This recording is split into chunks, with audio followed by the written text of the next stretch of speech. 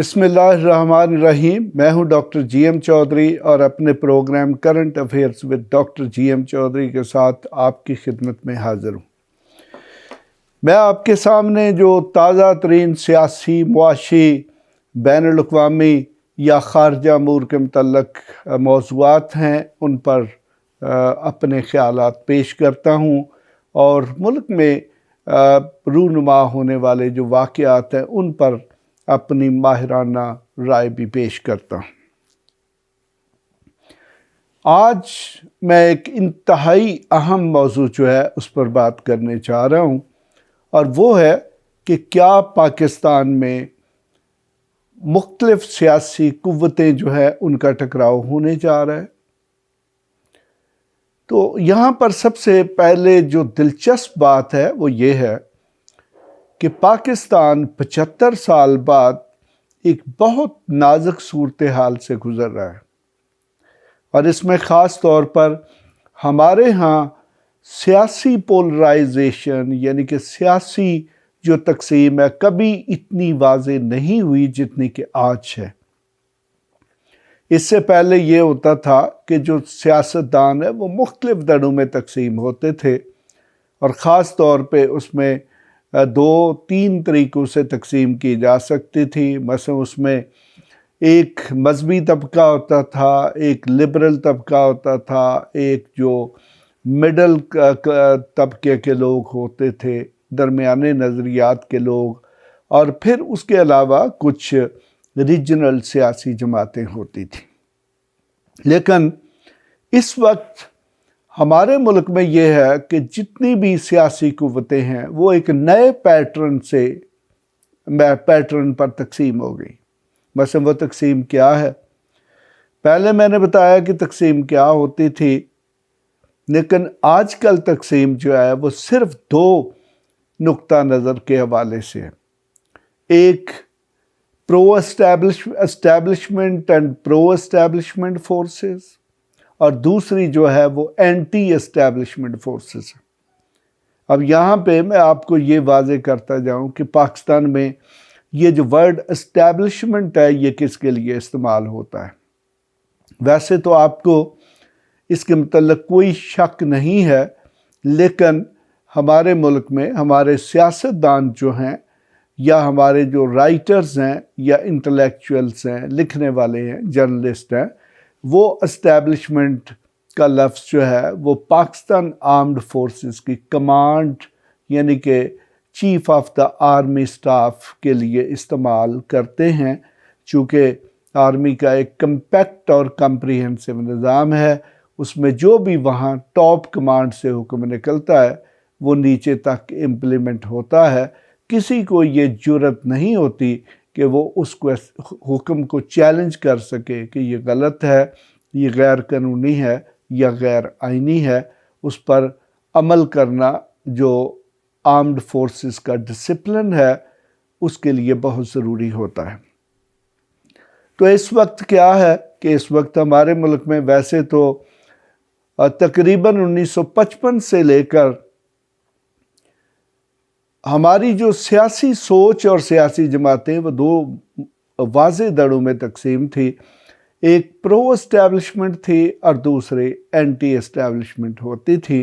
اور ہمارے ملک میں جو سیاسی جدوجہد ہے اس کے حوالے سے جو اینٹی اسٹیبلشمنٹ قوتیں ہیں ان کو زیادہ پذیرائی حاصل ہوتی رہی ہے، اگرچہ الیکشنز میں رزلٹس جو ہیں وہ مختلف نکلتے رہے ہیں، اور ہر الیکشن پر دھاندلی کا یعنی کہ ریگنگ کا الزام لگتا رہا ہے، اور اس میں یہ کہا جاتا رہا ہے کہ اسٹیبلشمنٹ جو ہے اس نے نتائج کو تبدیل کیا۔ لیکن اس وقت کیا پوزیشن ہے؟ اس وقت ایک بڑی واضح قسم کی تقسیم ہے جو کہ ہماری تاریخ میں یہ کبھی نہیں تھی۔ یعنی کہ جو اینٹی اسٹیبلشمنٹ فورسز ہیں ان میں صرف ایک ہی جماعت ہے، وہ پاکستان تحریک انصاف ہے، اور ابھی گزشتہ 1-2 دن میں جو ایک چھوٹی چھوٹی نئی الائنمنٹ سامنے آ رہی ہیں اس میں بلوچستان سے مولانا شیرانی ہیں، ان کے متعلق بھی یہ کہا جاتا ہے کہ وہ بھی پاکستان تحریک انصاف کے ساتھ شامل ہوں گے۔ اس کے ساتھ پھر جماعت اسلامی شاید جو ہے وہ بھی، ویسے تو ابھی تک وہ واضح نہیں، اور ہو سکتا ہے کہ وہ بھی پاکستان تحریک انصاف کے ساتھ کھڑی ہو جائے۔ تو اب کچھ اور چھوٹی چھوٹی جماعتیں ہیں جن میں یہ شیخ رشید کی پاکستان عوامی مسلم لیگ ہے۔ تو مقصد یہ ہے کہ اگر اس ڈویژن کو آپ واضح طور پر لیں گے تو اس میں یہ ڈویژن جو ہے، جو اینٹی اسٹیبلشمنٹ پارٹیز ہیں ان میں وہ پاکستان تحریک انصاف ہی ہے، باقی نیگلیجیبل قسم کی پارٹیاں ہیں، چاہے وہ پاکستان مسلم لیگ قائد اعظم ہی کیوں نہ ہو۔ اب دوسری طرف کو ہم دیکھتے ہیں تو یہ پہلی مرتبہ ہوا ہے کہ پاکستان کی تاریخ میں پاکستان کے جو سیاسی امور ہیں ان کے حوالے سے جو ہماری اسٹیبلشمنٹ ہے وہ کھل کر سامنے آ گئی ہے، اور باقی جتنی بھی جماعتیں ہیں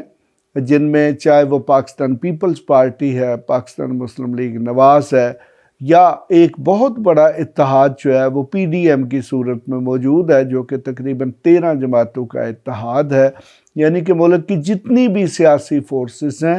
وہ آلموسٹ اس پی ڈی ایم کے اتحاد میں شامل ہیں۔ تو مقصد کیا ہوا کہ اس وقت اسٹیبلشمنٹ اور پی ڈی ایم وہ واضح طور پر ایک طرف کھڑے ہیں، اور دوسری طرف جو ہے وہ اینٹی اسٹیبلشمنٹ فورسز ہیں، یعنی کہ وہ پاکستان تحریک انصاف ہے اور اس کے ساتھ چھوٹی چھوٹی جماعتیں ہیں۔ اس وقت پاکستان تحریک انصاف کا جو لانگ مارچ ہے وہ جاری ہے، اور پہلے یعنی کہ عمران خان پر قاتلانہ حملہ ہونے سے پہلے تک عمران خان ایک سنگل لانگ مارچ کو لے کر چل رہے تھے، لیکن اس وقت ان کی پارٹی کے جو مختلف لیڈر ہیں وہ مختلف جگہوں سے اس لانگ مارچ کو لے کر چل رہے ہیں، یعنی کہ کچھ لیڈرز کے پی کے سے، پھر کچھ کوئٹے سے، اور پھر کچھ پنجاب کے مختلف اضلاع سے، اور اسی طرح جو سندھ کی پاکستان تحریک انصاف کی لیڈرشپ ہے وہ بھی اپنا قافلہ لے کر کراچی سے چل چکی ہے، اور وہ بھی کسی وقت راولپنڈی اسلام آباد میں پہنچ جائیں گے۔ ایکسپیکٹڈ یہی ہے کہ یہ جو آنے والا اتوار ہے، سنڈے، اس پہ ایک بہت بڑا شو ڈاؤن جو ہے وہ راولپنڈی میں ہوگا، اور پھر اس کے بعد فیصلہ ہوگا کہ اسلام آباد جانے کے لیے کیا اسٹریٹجی اڈاپٹ کی جائے گی، اور ہو سکتا ہے کہ اس سے پہلے کچھ امور جو ہیں وہ طے ہو جائیں۔ بہرحال اب میں آتا ہوں کہ میں کیا دیکھ رہا ہوں۔ دیکھیں کہ میں تاریخ کا بھی طالب علم ہوں، میں سیاسیات کا طالب علم بھی ہوں، اور میں ملک کی جو آئینی تاریخ ہے میں اس کا بھی طالب علم ہوں۔ پاکستان کی جو پولیٹیکل ڈیولپمنٹ ہے اس کے حوالے سے اور کانسٹیٹیوشن پر میری بکس موجود ہیں، اور ایک بک جو ہے اس وقت آپ کے سامنے بھی موجود ہے۔ تو مقصد یہ ہے کہ میں نے اپنا جو گزشتہ تقریباً جو 35 سال کا ایکسپیرینس ہے، اور اس میں مجھے پارلیمنٹ کے ساتھ ڈائریکٹلی کام کرنے کا موقع ملا ہے، تو میرا یہ ویو ہے کہ اس وقت جتنی ہارڈ لائنز ہو چکی ہوئی ہیں، اب ہمارے ملک میں ہو سکتا ہے کہ ایک بہت بڑا سیاسی کلیش ہو۔ اور وہ سیاسی کلیش کیا ہوگا؟ دیکھیں گے یہ سیاسی کلیش یعنی کہ سیاسی ٹکراؤ اتنا سادہ نہیں ہوگا۔ اس سے پہلے جب بھی کوئی سیاسی ٹکراؤ ہوتا رہا، وہ دو سیاسی جماعتوں کے درمیان یا دو سیاسی اتحادوں کے درمیان ہوتا رہا، لیکن اس وقت جو ٹکراؤ ہونے جا رہا ہے اس میں ایک تیسرا فیکٹر بھی موجود ہے، اور وہ ہماری اسٹیبلشمنٹ ہے۔ تو میرے خیال میں اگر اس ٹکراؤ کو نہ روکا گیا تو پھر اس کے نتائج جو ہے وہ انتہائی سنگین ہو سکتے ہیں، اور جس کی تلافی ہو سکتا ہے کہ ہمارے لیے اگلے 15-20 سال تک ممکن نہ ہو سکے۔ اب اگر اس کلیش میں اینٹی اسٹیبلشمنٹ فورسز جیتتی ہیں تو تب بھی اس کے جو ڈائریکٹ اثرات ہیں وہ ملکی سلامتی پر پڑیں گے،